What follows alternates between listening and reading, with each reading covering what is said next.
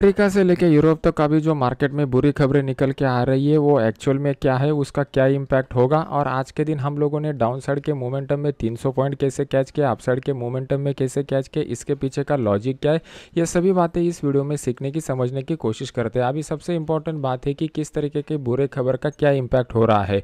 तो अगर आप देखोगे तो अभी आपके सामने मैंने निफ्टी का स्पॉट का डेली का चार्ट लगाया हुआ है। यहाँ पर आपको दिखेगा, कल के वीडियो में मैंने आपको क्लियर कट बोला हुआ था कि नीचे की साइड में ये हमारे लिए सपोर्ट का जोन निकल के आ रहा है। ओवरऑल अगर हम लोग देखेंगे कि जब तक मार्केट इस ट्रेंड लाइन के नीचे रहेगा, मार्केट में डाउन ट्रेंड बना रहेगा।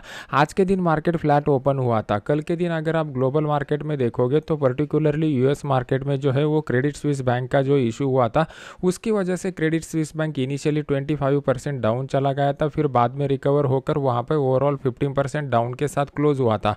तो सभी लोगों को एक्सपेक्टेड ये था कि मार्केट गैप डाउन ओपन हो जाएगा, लेकिन फ्लैट ओपनिंग के बाद मार्केट ने जस्ट इस सपोर्ट जोन को टच किया और ऊपर की साइड में क्लोज दिया हुआ है। तो यहाँ पर आज जो कैंडल बना हुआ है उसको टेक्निकल लैंग्वेज में दोजी कैंडल बोलते हैं, और उसका साइकोलॉजी पॉइंट ऑफ व्यू से ये इंडिकेशन होता है कि मार्केट में अभी एक इंडिसीजन का फेज बना हुआ है। अभी ये इंडिसीजन का फेज क्यों बना हुआ है? अगर मार्केट कंटिन्यूसली गिरता है और सपोर्ट की तरफ आता है तो जनरली ये सपोर्ट में हम लोगों को बाइंग देखने को मिलता है, लेकिन अभी यहाँ पर बायर लोग उतने क्वांटिटी के साथ नहीं आ रहे हैं। इसके पीछे का रीजन है ग्लोबल मार्केट में जो निगेटिव खबरें चल रही है वो। अभी देख लेते हैं कि क्या निगेटिव खबरें चल रही है। इनिशियली जो यूरोप में स्टार्ट हुआ था वो अभी यूरोप तक फैलने की, जो यूएस में स्टार्ट हुआ था वो अभी यूरोप तक फैलने की कोशिश हो रही है। क्रेडिट स्विस बैंक में जो इशू हो रहा है वो वहाँ पर उसका जो बिगेस्ट इन्वेस्टर था, वो बिगेस्ट इन्वेस्टर ने यहाँ पर ऑलरेडी फंड डालने में अभी ना बोल दिया है, क्योंकि वहाँ पे कुछ रेगुलेटरी इश्यूज उनको आ रहे हैं।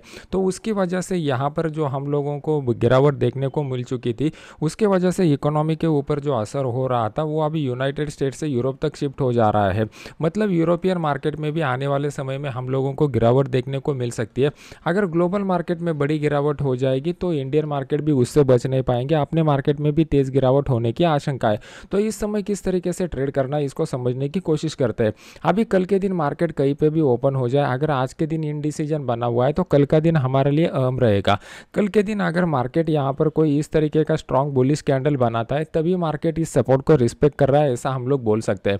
अगर इस तरीके का बुलिश कैंडल बनेगा तो यहाँ पे एक मॉर्निंग स्टार कैंडल पैटर्न बन जाएगा जो इस सेल ऑफ को रोकेगा कुछ समय के लिए, और एक बाउंस बैक हम लोगों को देखने को मिल सकता है। लेकिन अगर बुलिश कैंडल नहीं बनता है, दोबारा मार्केट में यहाँ पे कोई रेड कैंडल बन जाता है तो इस फ्लो को मार्केट कंटिन्यू कर सकता है। लेकिन अगर इसी फ्लो में मार्केट ये सपोर्ट के लेवल को ब्रेक करेगा तो मार्केट में तेज गिरावट नहीं होगी। कितना भी मार्केट में निगेटिव न्यूज़ आने दो, सबसे पहले हम लोग क्या करेंगे, प्राइस एक्शन को समझने की कोशिश करेंगे। हम लोग चार्ट के ऊपर एक्चुअल में क्या करते हैं, बहुत सारे लोगों को लगता है कि टेक्निकल एनालिसिस में सिर्फ और सिर्फ चार्ट का स्टडी होता है, चाहे वैसे नहीं होता। टेक्निकल एनालिसिस में जब भी हम लोग प्राइस एक्शन को स्टडी करते हैं तो उसमें हम लोग क्यूमुलेटिव साइकोलॉजी को समझने की कोशिश करते हैं। क्यूमुलेटिव साइकोलॉजी का मतलब होता है कि हम लोग मार्केट की सामूहिक सोच को समझने की कोशिश करते हैं। आपको जो भी न्यूज़ में आता है वो सबसे लास्ट में समझ में आता है, लेकिन उसका इफेक्ट ऑलरेडी पहले से चालू होता है। अभी फॉर एग्जाम्पल के लिए मैं आपको एक चार्ट दिखाना चाहता हूँ क्रेडिट स्विस का। अभी आपके सामने मैंने जो चार्ट लगाया हुआ है ये क्रेडिट स्विस ग्रुप का चार्ट मैंने आपके सामने लगाया हुआ है। अभी प्रॉब्लम आपको न्यूज़ में कब आ गया, जब मार्केट एकदम बॉटम की तरफ आ गया था तब प्रॉब्लम आपको न्यूज़ में दिखाई दिया। लेकिन अगर आप देखोगे तो गिरावट ऑलरेडी पहले से स्टार्ट हो चुकी है। ये आपके सामने मैंने डेली का चार्ट लगाया हुआ है। इसके ऊपर आपकी क्या राय है मुझे कॉमेंट सेक्शन में बता दीजिए कि ऐसा क्यों होता है कि आपको सबसे लास्ट में क्यों न्यूज़ समझ में आती है। अगर आप एक प्रोफेशनल ट्रेडर बनोगे तो ऊपर की साइड में यहाँ पर कहीं पे आपको सेलिंग का पोजीशन मिलेगा, तो ही आप इस मोमेंटम को, डाउन साइड के मोमेंटम को कैच कर सकते हो। अपने इंडियन मार्केट में हम लोग लॉन्ग टर्म में सिर्फ बाय करके सेल करके ही पैसा कमा सकते हैं, लेकिन यूएस मार्केट में आप इनिशियली सेल का पोजीशन लेके फिर नीचे वाले रेट पे बाय पे भी बाय बैक कर सकते हो। ये पॉसिबिलिटी वहाँ पर है क्योंकि उस तरीके का स्ट्रक्चर वहाँ पर इक्विटी मार्केट का है, लेकिन अपने इंडियन मार्केट में वैसा नहीं है। अभी देख लेते हैं कि इंडियन मार्केट में हम लोगों को कल के दिन किस तरीके का ट्रेड लेना पड़ेगा तो एक अच्छा अपॉर्चुनिटी मिलेगा। अभी इसके लिए हम लोगों को 15 मिनट चार्ट के ऊपर जाना पड़ेगा। अभी आपके सामने मैंने 15 मिनट का चार्ट लगाया हुआ है। मैंने नीचे आपके लिए सपोर्ट का जोन ड्रॉ करके रखा हुआ है, वो हमारे लिए इंपॉर्टेंट है। कल के दिन मार्केट में दोबारा एक सेल ऑफ कब स्टार्ट हो जाएगा, यहाँ पे आपके सामने मैंने जो ट्रेंड लाइन ड्रॉ किया हुआ है, अगर कल के दिन मार्केट इस जोन में कहीं पे फ्लैट ओपनिंग के बाद इस लेवल को डाउन साइड की तरफ ब्रेक करता है और 17,000 के लेवल के नीचे आता है तो क्या हो जाएगा, इसको समझने की कोशिश करते हैं। पहले हम लोग price auction point of view से देखेंगे, फिर open interest point of view से देखेंगे, और दोनों को क्लब करके जब हम लोग ट्रेड का डिसीजन ले लेंगे तो उसमें हमारा एक्यूरेसी बढ़ जाएगा। अभी हम लोग प्राइस एक्शन के पॉइंट ऑफ व्यू से देखते हैं तो यहाँ पे हम लोगों को एक ट्रेंड लाइन का ब्रेक मिल रहा है। जो भी हम लोग ट्रेंड लाइन यूज कर रहे हैं उसको मार्केट ने मल्टीपल बार टेस्ट करना चाहिए, तभी वो ट्रेंड लाइन ज़्यादा इंपॉर्टेंट बन जाता है। इस ट्रेंड लाइन को 4 बार टेस्ट किया हुआ था और इसके ब्रेकआउट के बाद हम लोगों को एक फॉल देखने को मिल सकता है। ये हो गया प्राइस एक्शन का लॉजिक। अभी ओपन इंटरेस्ट के डेटा का लॉजिक क्या है? अगर आप देखोगे तो ये 17,000 का लेवल हमारे लिए क्रूशियल लेवल निकल के आ रहा है, क्योंकि अगर आप देखोगे तो पुट की साइड में यहाँ पे one of the highest open interest बन चुका है। मतलब यहाँ पर ये जो अपसाइड के मोमेंटम हम लोगों को देखने को मिले हुए हैं, यहाँ पे अच्छा खासा बायर जो है उन्होंने पोजीशन बनाए हुए हैं मंथली और नेक्स्ट वीकली एक्सपायरी में। तो अगर ये लोग ट्रैप हो जाएंगे तो इनके ट्रैपिंग के वजह से हम लोगों को लॉन्ग अनवाइंडिंग का फॉल देखने को मिल सकता है। ये हो गया ओपन इंटरेस्ट के पीछे का लॉजिक। अभी ये दोनों लॉजिक पता चलने के बाद ट्रेड कहाँ पे लेना है, तो जैसे ही मार्केट इस ट्रेंड लाइन को नीचे की तरफ ब्रेक करेगा उस केस में हम लोग 17,000 का जो पुट है वो 17,000 के पुट को यहाँ पर बाय कर सकते हैं। उसका हमारा स्टॉप लॉस जो आएगा यहाँ पे जो भी स्विंग हाई मार्केट बनाएगा वो एज अ स्टॉप लॉस की तरह हम लोग यूज़ कर सकते हैं। हमारा पहला टारगेट जो निकल के आ रहा है, ये पहला टारगेट हमारा निकल के आ रहा है 16,920 का। अगर मार्केट इसको ब्रेक करता है तो नेक्स्ट टारगेट हमारा जो निकल के आ रहा है वो 16,880 का नेक्स्ट टारगेट हम लोगों को यहाँ पे मिल रहा है। तो ये दोनों टारगेट के लिए हम लोग प्ले कर सकते हैं। ये one of the best trade रहेगा, क्योंकि ओवरऑल अगर डेली चार्ट के ऊपर मार्केट में डाउन ट्रेंड बना हुआ है और इंट्राडे में सेम टाइम फ्रेम के ऊपर उसी तरीके का ट्रेड मिलता है तो उसमें हमारा सक्सेस रेट सबसे ज़्यादा रहता है और रिस्क रिवॉर्ड रेशो भी हमारे लिए अच्छा वहाँ पर मिल जाता है। अभी फिलहाल के लिए मैं बाइंग के बारे में इमीडिएटली नहीं सोच रहा हूँ, लेकिन जिनको एग्रेसिव बाइंग करना है उनके लिए ये एक लेवल निकल के आ रहा है। अगर मार्केट इस लेवल को अपसाइड की तरफ ब्रेक करेगा तो एक छोटे क्वांटिटी के साथ यहाँ पर 17,000 का जो कॉल है वो 17,000 के कॉल को आप यहाँ पर बाय कर सकते हो। इसका स्टॉप लॉस 30 से 40 पॉइंट का रखिएगा। 1:1.5 का ही टारगेट यहाँ पर सफिशिएंट रहेगा, लेकिन क्वांटिटी कम ट्रेड कीजिएगा। मार्केट अगर बड़े गैप अप के साथ या बड़े गैप डाउन के साथ खुलेगा तो इमीडिएटली ट्रेड मत कीजिए, प्राइस एक्शन बनने दीजिए। और प्राइस एक्शन और ओपन इंटरेस्ट का डेटा का कुछ भी कंफर्मेशन मिलेगा तो मैं अपने इस फ्री वाले चैनल में आपको अपडेट कर दूंगा, जिसका लिंक वीडियो के नीचे मैंने डाला हुआ है। अभी देख लेते हैं कि बैंक निफ्टी हमें क्या इंडिकेट कर रहा है और किस तरीके का सिनेरियो यहाँ पर डेवलप हो चुका है। अगर बैंक निफ्टी के डेली चार्ट को हम लोग यहाँ पर देखेंगे तो 15 मिनट चार्ट को, तो आपको दिखाई देगा कि इनिशियली आज के दिन मार्केट ओपन हो गया। पहले मार्केट ने डाउन साइड का मोमेंटम दिखाया, फिर अप साइड का, फिर डाउन साइड का, फिर अप साइड का, फिर डाउन साइड का। मतलब आज के दिन मार्केट पूरा का पूरा वोलेटाइल दिखाई दे रहा था। इस वोलेटाइल मार्केट के पीछे का लॉजिक मैंने आपको ऑलरेडी मेरे ऐप में बता दिया है। और जब भी मार्केट में ये पैटर्न ब्रेक हुआ था तो यहाँ पे हम लोगों ने 300 पॉइंट के मोमेंटम को कैच किया। ये डाउन साइड के 300 पॉइंट के मोमेंटम को भी हम लोगों ने कैच किया हुआ है।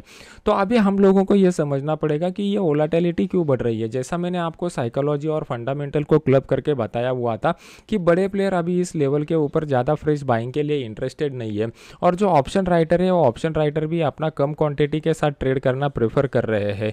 तो इसकी वजह से ओपन इंटरेस्ट का data comparatively monthly weekly expiry में कम दिखाई दे रहा है। इसकी वजह से ये वोलेटिलिटी हम लोगों को देखने को मिल रही है। अभी इस वोलेटाइल माहौल में किस तरीके से प्ले करना है, तो सबसे पहले हम लोग डेली चार्ट का एनालिसिस करेंगे। अभी आपके सामने मैंने डेली चार्ट लगाया हुआ है। डेली चार्ट में अगर आप देखोगे तो पिछले दिनों से कुछ दिनों से मतलब कंप्लीटली 5 दिनों से हम लोगों को एक रेड कैंडल ही दिखाई दे रही थी। आज पहली बार हम लोगों को यहाँ पर ग्रीन कैंडल दिखाई दे रही है। मतलब कहीं ना कहीं ऊपर वाले रेट पर जिन्होंने ऑलरेडी बड़े क्वांटिटी के साथ सेल के पोजीशन बनाए हुए थे वीकली एक्सपायरी में पर्टिकुलरली, उन्होंने यहाँ पर अपना प्रॉफिट बुक किया हुआ है। लेकिन ये कैंडल हमें क्लियर कट इंडिकेशन दे रही है ओपन इंटरेस्ट डेटा के कंफर्मेशन के साथ कि यहाँ पे ज़्यादा कुछ फ्रेश बाइंग नहीं हुआ है। जब तक मार्केट में फ्रेश बाइंग नहीं होगा तब तक मार्केट में दोबारा अपसाइड का ट्रेंड रिज्यूम नहीं होगा। और जिस तरीके का गिरावट हम लोगों को देखने को मिल चुका है, इमीडिएटली यहाँ पर बायर इंटर होंगे ऐसा पर्सनली मुझे लग नहीं रहा है। बायर लोग कहाँ पर इंटर होते हैं, जब भी मार्केट में इस तरीके का गिरावट होता है जिसका स्लोप जो है वो आपको इस तरीके का होता है, वहाँ पर बायर का एंट्री हम लोगों को आसानी से मिल जाता है। लेकिन इस तरीके का अगर स्लोप होता है गिरावट का तो वहाँ पे बायर भी डर जाता है, बड़ा क्वांटिटी के साथ वहाँ पर नहीं आता। तो यहाँ से मार्केट को अगर रिकवर करना रहता है तो यहाँ पे कुछ ना कुछ प्राइस एक्शन का पैटर्न बनना चाहिए, तभी रिकवर हो सकता है। अगर मार्केट में यहाँ पे प्राइस एक्शन का पैटर्न पैटर्न नहीं बनता, सिर्फ और सिर्फ यहाँ पे ट्रेंड लाइन भी ब्रेकआउट होता है तो मैं यहाँ पर बाय करना प्रेफर करता हूँ। लेकिन इस तरीके का बड़ा गिरावट होता है तो मैं इमीडिएटली यहाँ पर बाय करना प्रेफर नहीं करता। इसके लिए मैं ट्रेंड लाइन के स्लोप का यूज़ करता हूँ। अगर आपको इसको पूरे डिटेल में सीखना है तो वीडियो को लाइक करके कमेंट सेक्शन में मुझे बता दीजिए। ये वाले टेक्निक के ऊपर भी हम लोग सीखने की कोशिश करेंगे। ज़्यादा से ज़्यादा लाइक और ज़्यादा से ज़्यादा कमेंट आएंगे तभी मैं अपना टाइम इन्वेस्ट करके आपके लिए यहाँ पे इस वीडियो बनाऊंगा। ये कंप्लीटली यूनिक वीडियो रहेगा। अभी तक आपने यूट्यूब के ऊपर ऐसा वीडियो नहीं देखा रहेगा जो मैं आपको लिए बनाने की कोशिश करूंगा। अभी यहाँ पे बेस्ट ट्रेडिंग अपॉर्चुनिटी कहाँ पे मिलेगा इसको समझने के लिए हमें 15 मिनट चार्ट के ऊपर जाना पड़ेगा। अभी आपके सामने मैंने 15 मिनट का चार्ट लगाया हुआ है।